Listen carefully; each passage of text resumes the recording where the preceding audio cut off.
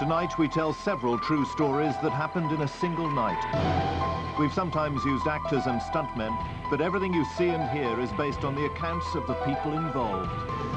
I've never been so frightened before, never.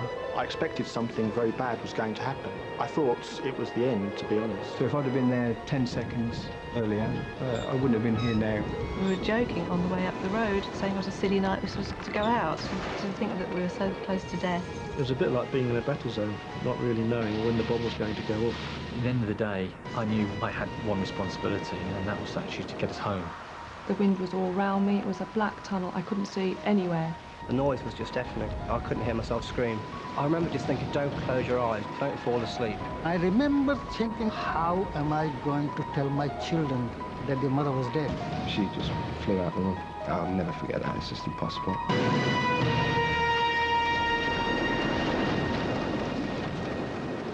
Earlier on today, apparently, a woman rang the BBC and said she heard that there was a hurricane on the way. Well, if you're watching, don't worry, there isn't. But having said that, actually, the weather will become very windy, but most of the strong winds, incidentally, will be down over Spain and across into France. At the best of times, we tend to take the detail of weather forecasts with a pinch of salt. But 10 years ago, on the night of October the 15th, 1987, the weathermen got it spectacularly wrong. Within hours of Michael Fish's infamous broadcast, southern Britain was ravaged by hurricane-force winds, stronger than any that had been recorded for 300 years. Good afternoon. The worst storms for hundreds of years hit the south of England early this morning, killing a dozen people and bringing the whole southeast to a halt. They came without warning in the early hours of the morning, winds that hit 110 miles an hour and then went off the gauge. The storms have done millions of pounds worth of damage, blacked out cities and towns, blocked hundreds of roads, wiped out a whole region's train services, ships have capsized and run aground, buildings collapsed, and millions of people were prevented from getting to work. The Home Secretary, Douglas Hurd, has called a crisis meeting of government ministers this afternoon. Well, that's what I was doing the next day, having made a massive detour across London to get to work. Around 14 million people, no doubt, have their own personal memories of what was soon to become known as the Great Storm.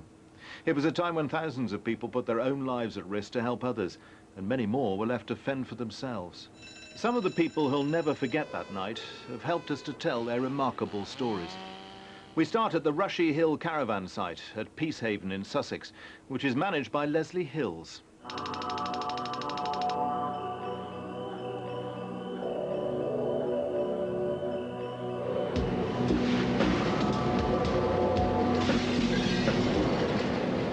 We were in bed and we heard our garden furniture go up through the window behind us, in the caravan behind us. And then the van started rocking, so I said to her, come on out. The night before we had 210 caravans. In the morning we had one left. One of Rushy Hill's 210 caravans was owned by Mahendra and Raj Gangwa, who were looking forward to a few days' holiday in the bracing sea air. We went to bed, the wind started getting strong, and the caravan was shaking. There's something wrong. It's all right. It's only a strong breeze. No, Mahendra, it's not just the breeze. This happens every year, this kind of thing. It did bother my wife a little bit, and she actually advised me that we should go back home. But I had watched the weather forecast, and I was hoping that the wind has reached its peak and is going to die down. We heard some objects hitting our caravan, so we came out of the bedroom, and my wife went to the front, and I was in the back. I was near the kitchen, actually. Mahendra, are we going to be...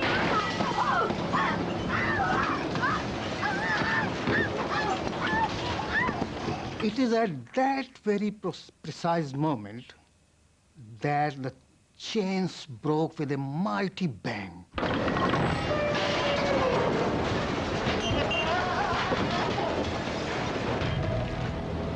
I remember I was thinking, I'll just be crushed to death. And strangely enough, I started preparing myself to die at that time, will you believe?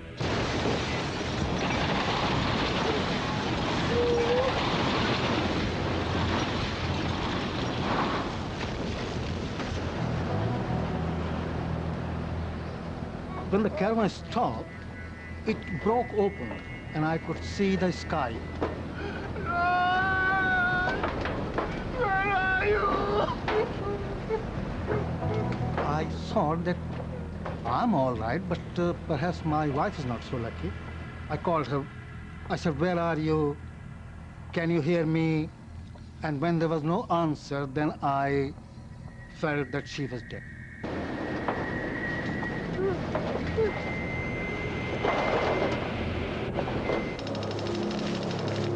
At Cowden, near Edenbridge in deepest Kent, nature was about to take its course at the home of John and Julie Pell.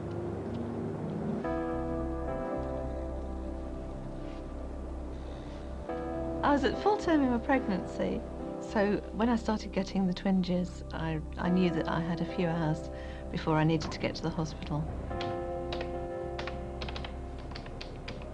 I got up, went downstairs and tried to occupy myself and started doing some accounts.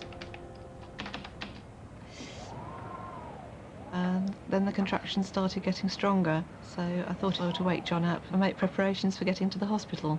Yes, that's right. It's Mrs. Julie Pell. I got showered and dressed into my best maternity dress and my new high heels. But looking back, that wasn't such a great idea. I opened the back door and literally we were almost blown over. I thought, this is not funny. And the car was actually rocking from side to side and I could feel there was some kind of problem there. Although saying that, it was not until we actually went further into the journey that we discovered how big a problem it was. Pembury Hospital is 3/4 of an hour away from our house. It's a journey I know very well. We travelled for about 2 or 3 miles, a few twigs on the road. Gradually, as we went further into the journey, the twigs became bigger. A few branches started falling off, and suddenly a major branch came along the road. Look, I'll tell you what, I'll back up and we'll go the back route through Ashes. We turned round and I tried to make some shortcuts. And it's that point we started getting more problems. Vans are turning over all over the place. Out and down to the toilet block. I saw someone standing near me with a torch in his hand. I said, can I borrow your torch, please? Because my wife is buried under the wreckage of my caravan and I want to dig her body out. Can you hear me? I remember thinking at that time, how am I going to tell my children that their mother was dead? How am I going to tell it? Oh, what am I going to do? Oh, we're not there. With first-line teams already busy, British Transport Police were asked to get involved. When we got there, we just wondered what we'd driven into. There were caravans in various stages of destruction. The large caligas bottles were just flying through the air, like beach balls. Sinks, clothing, everything was just sort of flying around the air. Let's go and have a look at the injured people, all right? We've got another police car coming, and then we'll have a look through the vans. Okay. Okay. The site reminded me of a battlefield hospital. It's like a scene from MASH. We have one man very badly injured. The office, what was, landed on top of him. His head was, it was just like an envelope flap. It had come off the top. It looked more serious, I think, than it really was. At the time, it was a bit frightening.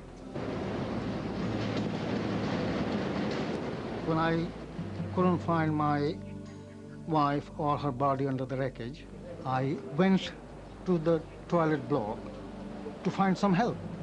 And I couldn't believe my eyes. Raj, here you are.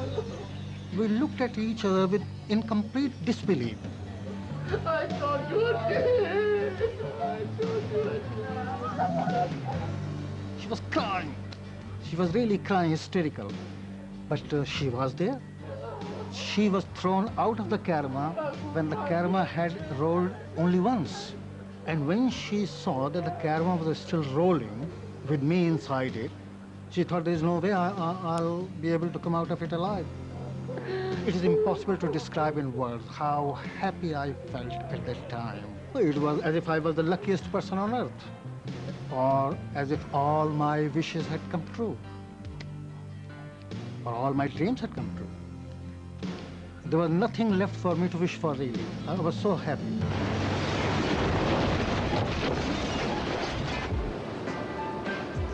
Next morning, caravan debris from Peacehaven was found 5 miles away in Lewis, and the wind wrecked all 3 police cars that went there that night.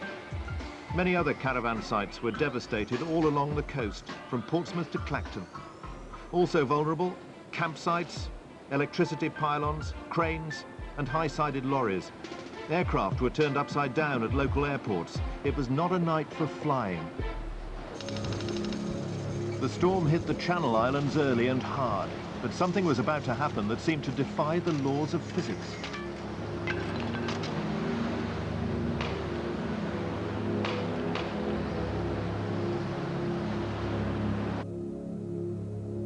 It was a normal evening. Well, it was a bit different because of my mother and father's divorce that day, but as for the evening, I went to bed, went to sleep.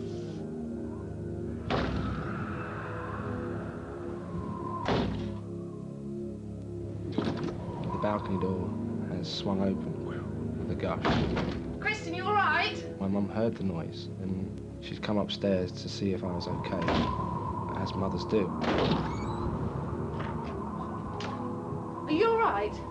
Within that time of her coming into my room, a sort of suction of wind has got into my room and trailed its way around the room.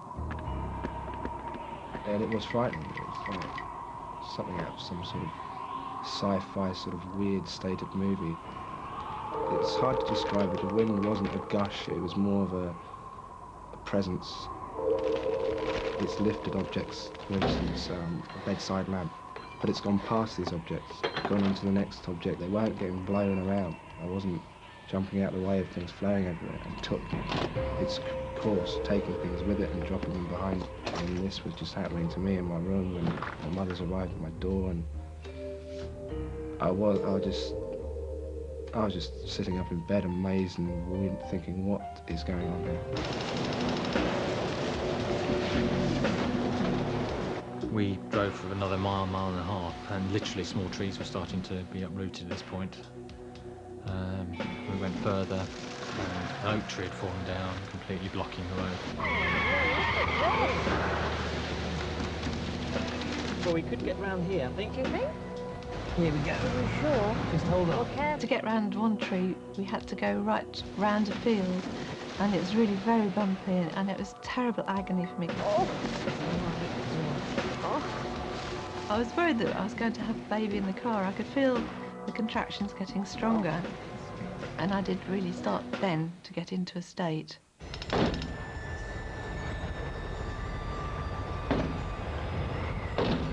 Better close the door. I was saying to my mum, no, don't touch the door, do not touch the door. I was actually thinking she's going to get her hands trapped.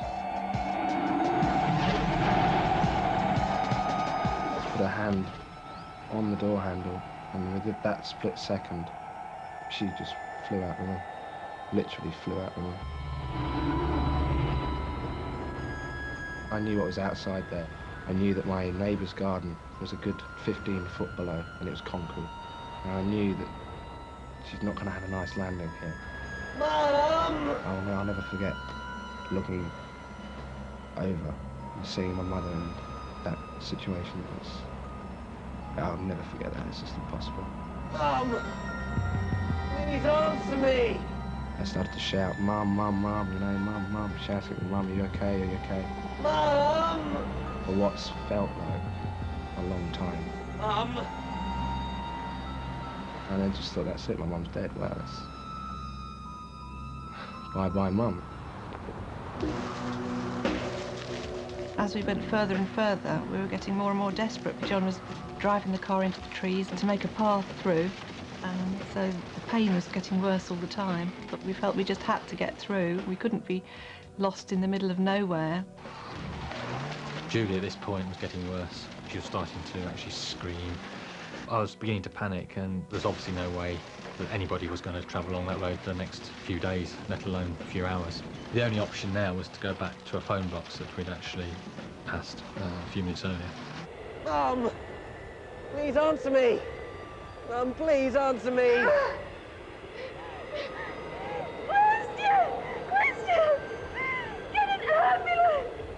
Turns out she wasn't unconscious, but she'd had a hell of a smack. She just said, Chris, get me an ambulance and make sure your sister's okay. He's asked me, where is your mother? What's the situation? Described that she's 15 foot below in my neighbour's garden, of which there was no access from my home. He was saying to me, there was trees down everywhere. It's very hard for us to get down roads. It could take a while.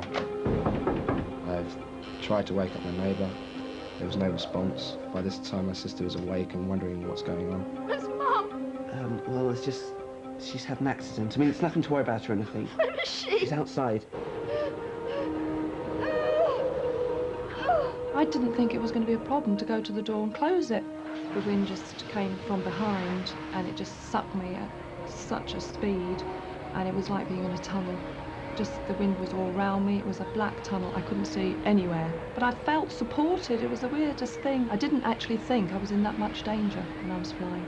I thought, well, I'll be able to catch hold of something. That I didn't realise how high I was. I was flying above everything. It's a tunnel of air. But the wind just seemed to change. 1 minute it was there and then it was gone. And that's when I fell. Obviously, the minute I landed, I knew I'd done a lot of damage. But as I was looking up, I saw the door had actually come off its hinges and it was tottering over the top of the railings. I was so frightened of it falling on me. I mean, even in that amount of pain, I had to try to drag myself into the corner. And I was just hoping and praying somebody would come soon to help me. I rang the hospital and I basically said to them, Judy's about to give birth. We're in the middle of the countryside, trees all around us. We're in trouble here. We need help. We need help urgently. They're sending a helicopter, so it's all going to be fine. Oh. Yeah, they're going to ring me back about it. The relief just drained from my body. I thought, well, at least I've got some help now. Hello? Yep, that's right. Ah. The hospital rang back. We couldn't get the helicopter airborne because of the strong winds. Hello? Ah, hello? The phone went dead at that point and we lost all contact. Phones went dead and so they didn't know what we were going to do. We didn't think that they'd be able to help us in any way. We decided the most sensible thing to do was to try and get home at any cost. Meanwhile, Pembury Hospital called a local doctor, Jonathan Bolton, who set out with a police escort to find the Pells, hoping they would head for home. We started off obviously hopeful that we would have a fairly quick journey, but after about the first 100 yards there was a tree. I was beginning to realise it was going to be more difficult than I thought.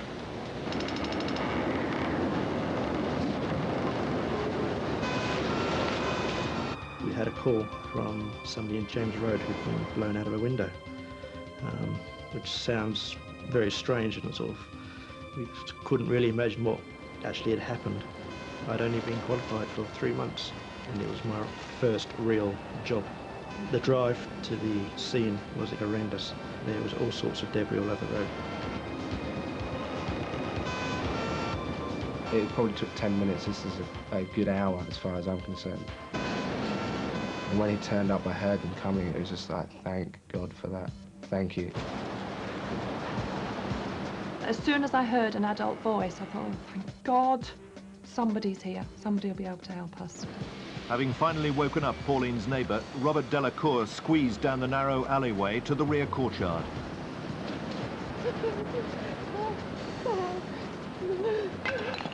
When we first arrived, she was complaining of pain to her side, and we thought she had some sort of fracture to her pelvis.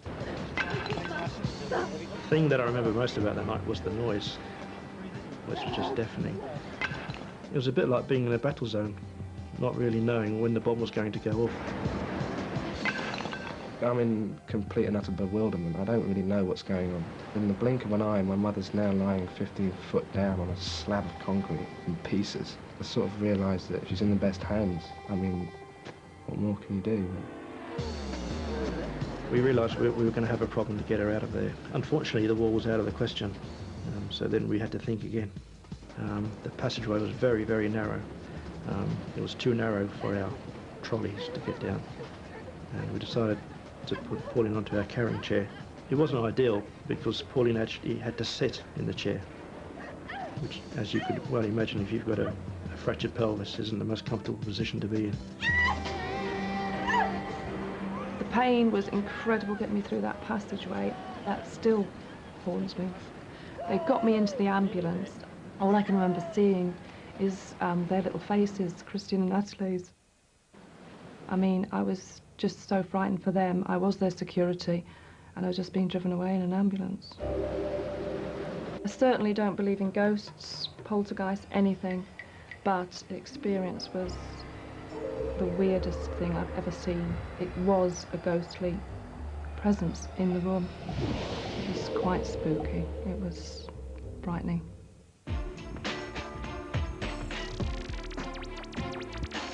From the Channel Islands to the North Sea, the storm caused havoc. Helicopters flew to evacuate the crew of a gas platform cut loose by the storm. Lifeboat crews carried out daring rescues in winds strong enough to blow a sealing ferry aground. And swift action by port staff at Felixstowe averted a catastrophe when a ship carrying toxic cargo broke its moorings. Remarkably, there were only 2 lives lost at sea. As the storm raged on in Jersey, a hotel manager, Steve Webb, was blissfully unaware of problems at work.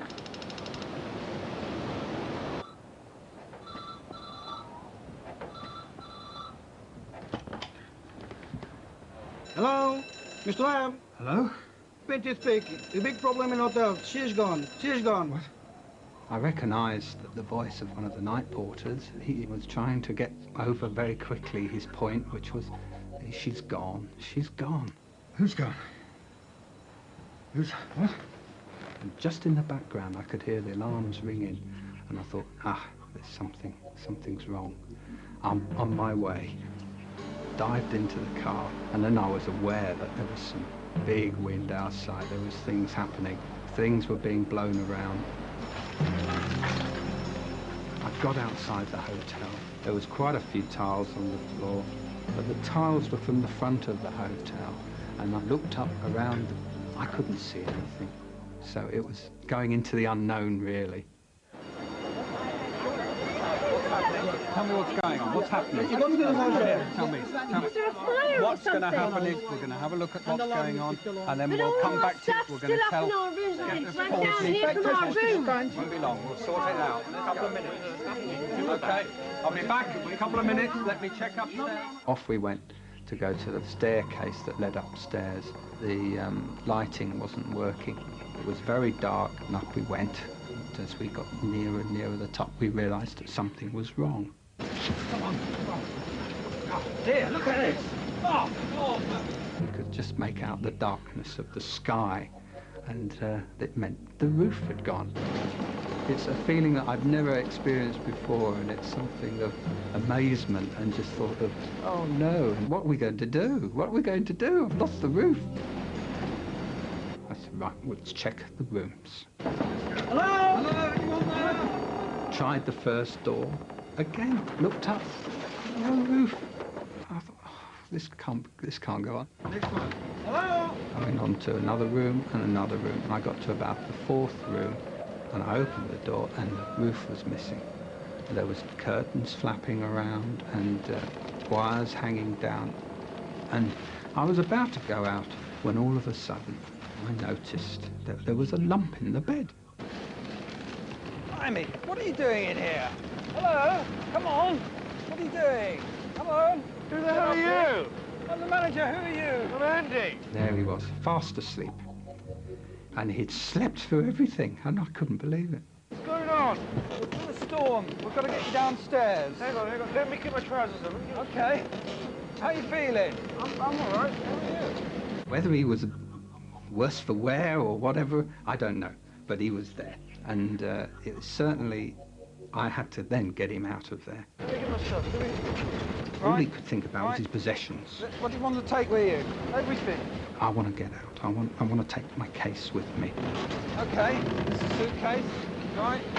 Oh, never mind, leave that open. Hey, where's my watch? I don't want to go without my watch. Here you are, here it is. Off we go. I put a coat round him because it was obviously getting a bit cold. I managed to take him downstairs to join the rest of the guests. I think he was happy because I never saw him again. Never saw him again. What are you going to have? Dry martini and soda, right. Oh, you feel a bit better now? You okay now? Once we were aware we got everybody, we did something typically British and opened the bar and got everybody a brandy, and there was quite a few of them took the offer up. And it was lovely. It was a wonderful atmosphere, if you like. It was almost, I mean, I've never not been through the war, but I would imagine it was something like that. Hope we're insured, eh? The cost of putting the hotel back together was quite phenomenal. It was hundreds of thousands. When you see the pictures of the roof and the way it must have taken off and gone over the gardens of the houses next door, landing on cars and people, how anybody wasn't hurt, it was just totally amazing. Across a quarter of England, wrecked homes and piles of debris were a common sight. If the storm had struck by day with millions on the streets, the casualty toll might have been colossal. As it was, 6 people died in separate incidents of roofs or buildings collapsing under the weight of falling trees or chimney stacks. Hundreds more were counting themselves lucky.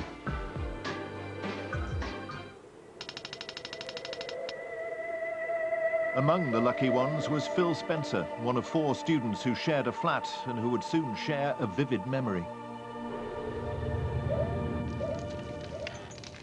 The first thing I remember is feeling some dust settling on my face. We'd come back from college, we'd been for a drink, watched some TV and went to bed. So that was the first thing I remember. That was followed a few moments later by the most almighty crashing, the room shaking, the sound of the wind rushing through the room, and Warren screaming. What's going on? What the hell's this? The roof's coming! I'm trapped! Get it off me! 2 things that were immediately obvious were the fact that there was no roof anymore. And secondly, there was an enormous piece of concrete on top of Warren, and he was in a lot of pain. Warren, lift it! I can't move my legs! How am I supposed to lift? I can't move my legs! I'm trapped! Get an ambulance! All right! When I came to pull the door open, the handle came off in my hand, which was obviously a real moment of panic. Somebody get the help! Get the fire brigade! What else? Get this thing off me! We managed to get the door open, and so we were able to get out and raise the alarm. They finally opened the door and disappeared, left me there in excruciating pain and a pitch black with this wind blowing all around me. So I was absolutely terrified. Didn't know it was a chimney at the time. I really didn't know what it was. I thought, yeah, we'd hit by a missile or something. We've been driving home for quite a while, fairly slowly, because we couldn't really see what was ahead of us. And we could just hear this howling wind. We didn't hear any trees falling down at all, but we could just hear the howling of the wind. Then all of a sudden, in front of us, this tree just crashed.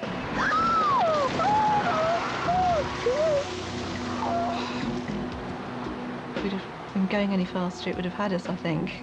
It just frightens you to think that we were so close to death at any second. Tom? John?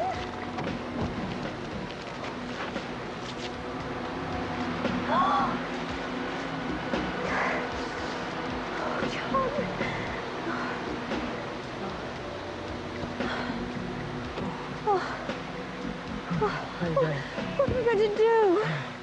Well, we can't go forward. There's no way we can get round that tree and I can't budge it. Well, there must be another way. There's not much point in going back anymore. I mean, there's just trees everywhere. They're down all over the place. I want to get home. Oh, I think that's what we should do. I think the best thing would be to walk? No. I was actually afraid to get out of the car because I felt as soon as I moved, the baby would start to be on its way. I don't see how else we're going to get there. I mean, it's only 2 miles. No, I can't face that. We can walk where we can't drive. We can get round these trees. It's not far. You think we could make it? Yeah, of course we can. Well, we haven't got a choice, have we?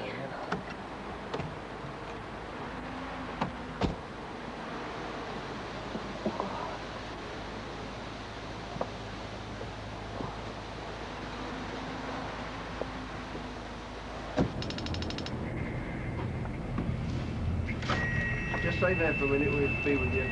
The ambulance men who arrived to help Warren found his condition stable for the moment, but they were concerned that he was completely trapped.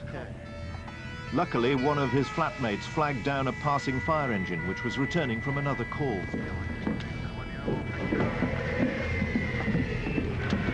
The weight of the chimney stack, which was some tons, had gone on top of Warren and pushed the bed through the floor, and the floor itself was not stable. And one of the first decisions made was to get a crew working underneath the room to try and alleviate any further movement if possible.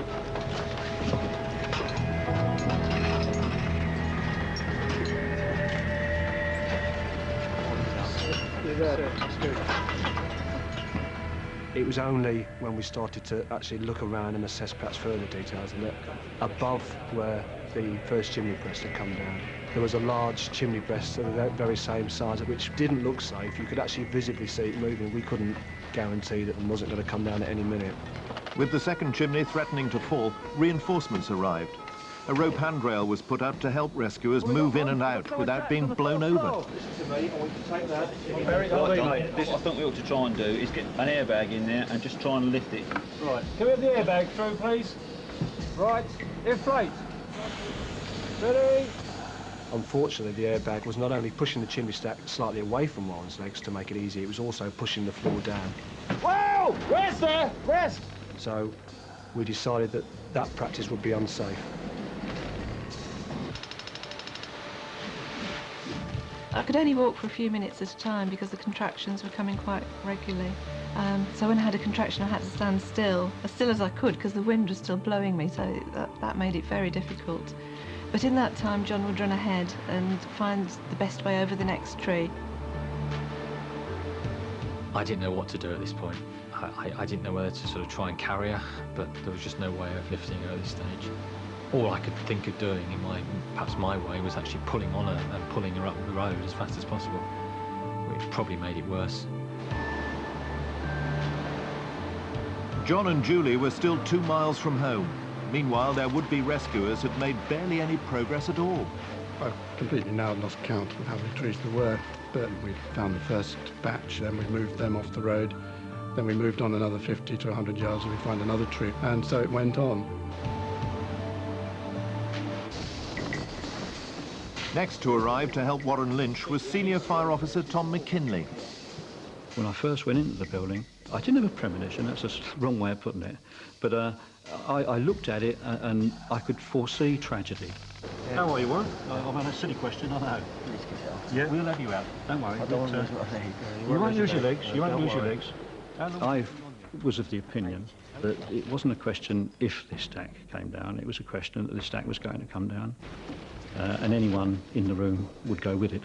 We put a safety officer purely to watch this stack, just to give us an indication when he thought there was a serious risk of it coming down, and said that we would have smashed the stack up around Warren as quickly as we could. When it began to break it off me, it felt like sledgehammers on the chimneys, but by then I'd been trapped for so long, I really did think I had visions of coming in with chainsaws and taking my legs off there and then. I didn't really care what damage it did to my legs, as long as they got me out with them still there, really.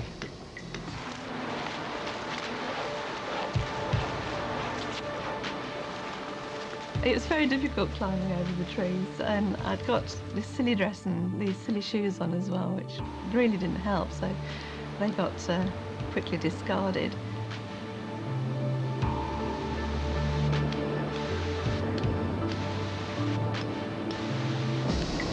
Worse, everybody out! That's through, Barry. Morally, I had to tell the crew that I thought that they might not get through the night. Now, the wind's picking up. It's not eased off at all. It's picking up. It's going to come down. Now, I'm not going to order you back in there. It's a volunteer-owned job, all right? Well, who's going to get him out if we come? Okay, you're happy. Let's get okay, right, here we go. It wasn't a brave thing. It wasn't, you know, something that I'm going to be a hero, I'm going to be brave. It was more the thing that we are his only hope.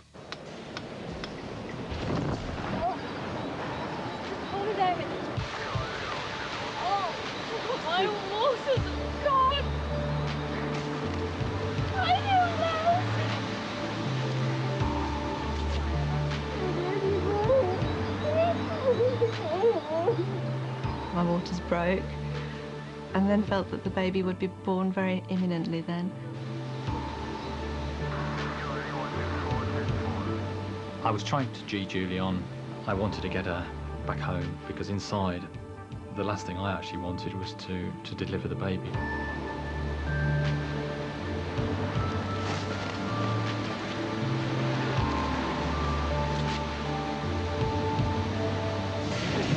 Get him out. Quick as you can, come on.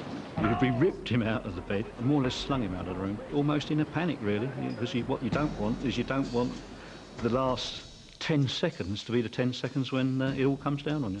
Okay, I'll come round. All right, Lauren. Warren, effectively, is a very lucky man. He cheated death twice in one night, and there's not many people can say that. Right, down. Okay. The relief was amazing. I went to see the fire brigade to thank them for basically saved my life. And they were telling their recollections of the evening, and they mentioned this other chimney, which I'd never heard of. And to find that men who don't know me, they're total strangers, had gone in there to risking their own lives to save mine. It was a very humbling experience. I was choked. It was,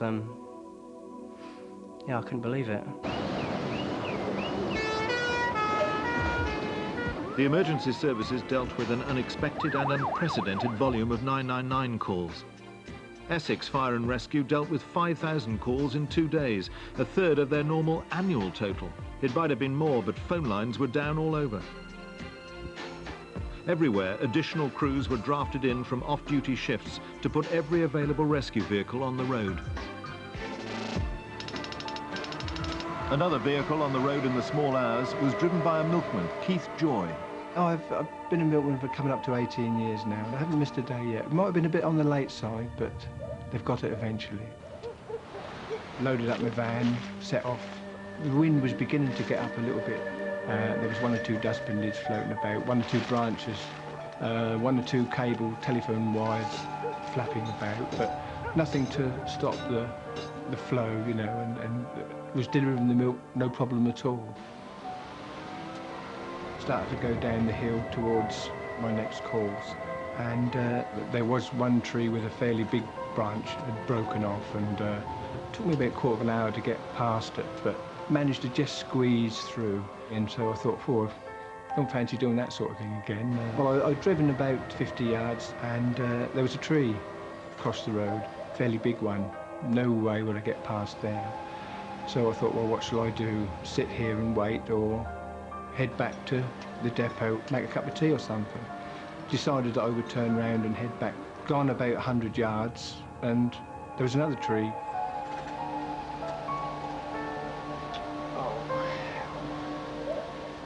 So I was caught in between 2 trees. I thought, what am I going to do now? Then I thought, well, nobody's going to pinch the van because they couldn't move it. Started to walk back towards the depot.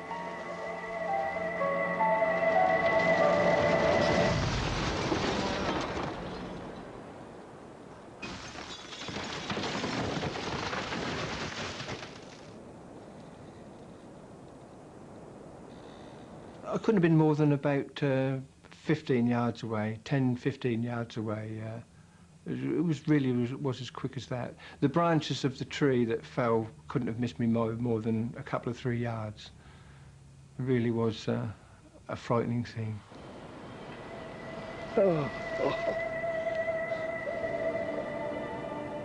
I remember the next thing I was laying flat on the ground, and I think I shed a tear or two. Although there was nothing left of the cab at all, amazingly only 20 pints were smashed, and I sold the milk to the people in the village. I always say that I'll never win the lottery because I used all my luck up when I married my wife, but I think I had a little bit of luck left over that night. Somebody had some for me.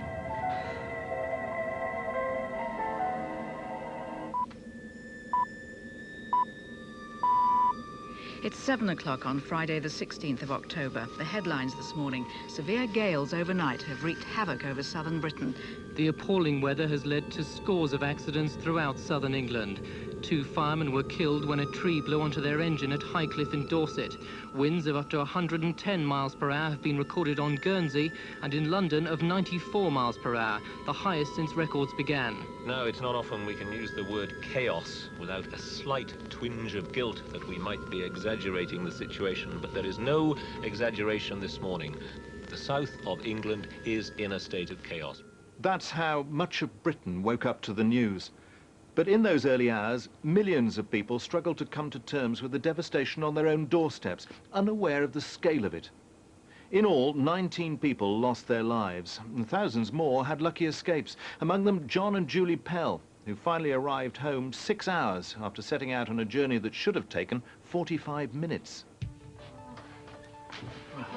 Get yourself into that bed. Here we go. I just want to sit down. Let me have your coat. I was so relieved to get home. I thought I was safe and everything was going to be all right now. And I climbed into my bed, and then I started to feel strange pains, and I could feel that the baby was on its way, but it didn't feel quite right to me. And I began to get a little worried that I did really need a doctor straight away, and we didn't know if there was one coming or if anybody knew where we were even. There is a touch of the Dunkirk spirit breaking through the programme this morning. No lights in the Today programme office because of the power cuts, and there's a strong smell of diesel fumes drifting through Broadcasting House because we're operating on standby generators. What about damage? You said there'd been a lot of damage. Yes, it's been widespread, and the emergency services are at full strength. Oh. Southern and eastern region train services have been cancelled, and in some areas all major roads are said to be blocked. We heard them shouting outside that the police had arrived, and 2 policemen came down the drive with the doctor. There was Mrs. Pell, her husband and a friend, and they were all, I think, anticipating to have to do a home delivery by themselves until I turned up, so I think they're probably quite relieved to see somebody that knew what to do. We started chatting to the doctor, and unfortunately he confided in us that he hadn't actually delivered a baby before, which didn't do a lot for our confidence at the time. The army's been called in at several different places by fire brigades to help out. And as you say, we haven't got the full picture yet by a long chalk. I mean, there must be an awful lot of things happening we don't yet know about. Nick Marks, her keeper at Howlett's Wildlife Park, didn't yet know about something that could become headline news. I awoke early that Friday and realised that something serious had happened, and basically needed to go around and see what damage had been done. The situation could have been just total catastrophe. As I approached, I realised there was a problem at Cairns enclosure. One branch had fallen on the fence, flattening the fence and spanning the moat, so effectively acting as a drawbridge for anybody inside. It's all right. It's all right. Obviously, the most important thing was to keep Cairn in his enclosure. Should he escape, he would be so incredibly dangerous that there would probably be no alternative but to shoot him.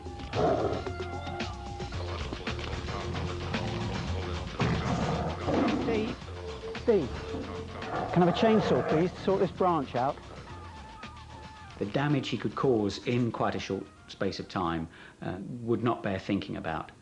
And it would obviously have, it would have broken my heart to have to destroy him. It's all right. Nick, you all right? Yeah, it's all right. It's all right. There's going to be a bit of noise. I asked for a chainsaw to be brought so that I could cut up the bough. Just drop it in the moat would have been sufficient. Just get it out of the way. It was just something to contain him, just for his own and everybody else's safety.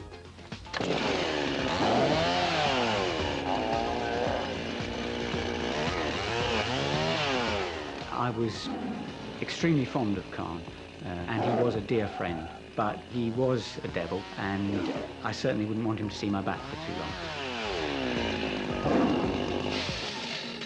The whole episode, to calm Khan down, to send for the chainsaw, log the branch, and re-erect temporarily the fence, in all probably took about 20 minutes. Basically, there was no time for thinking about anything. It was just a question of pressing on, get one thing sorted just good enough, and then get on to the next. Basically, I reckon that we got off incredibly lightly. We did have a clouded leopard actually escape. They aren't particularly dangerous, and about a week later, he was recaptured totally unharmed. This, in fact, made the news, but it wasn't anything like the big story that Khan escaping would have been, and thank God that didn't happen. The clear-up operation by householders, engineers, council workers and firemen was now underway. With 15 million trees uprooted, the job would take years. But by mid-morning, Julie Pell's ordeal was almost over. It was beginning to drag on rather too long, and under normal circumstances one would have gone on to a caesarean section. Obviously that's not possible at home. We're going to need forceps. Shall I try and get some from the cottage hospital? At one point it looked as if it was all going to go wrong. I won't be long. Mr. Pell was dispatched to bring up the necessary equipment, but suddenly the baby started to move again, and it all turned out all right. The baby was born about 11 o'clock in the morning in the end, and just after she'd been born, John burst through the door with the forceps, and so he just missed it by minutes. Is she gorgeous? Which he was quite upset about, but relieved as well, I think. We called her Andrea Gale to remind us of the hurricane, as if we'd forget. I just hope she appreciates what we went through for her. Well, Ian, you chaps were a fat lot of good last night. I admit, we weren't forecasting hurricane force winds, and that's what we got, and that's what we will get maybe once every 50 years, maybe once a lifetime. Well, are you weathermen just shrugging your shoulders as a result of all this, or is there an inquest going on down there at the weather centre? Well, there is at this very minute, and there will be for the next several months. We are getting better and better. This one, just stronger than we thought.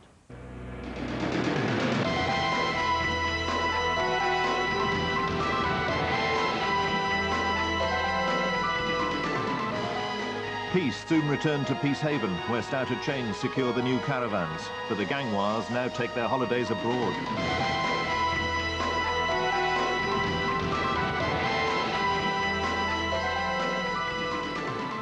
After 5 operations to her broken hip and pelvis, Pauline Michel now walks with a stick. She avoids going out when it's windy.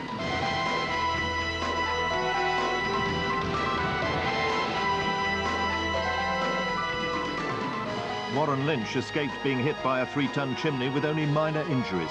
The second chimney stayed up until the builders pulled it down.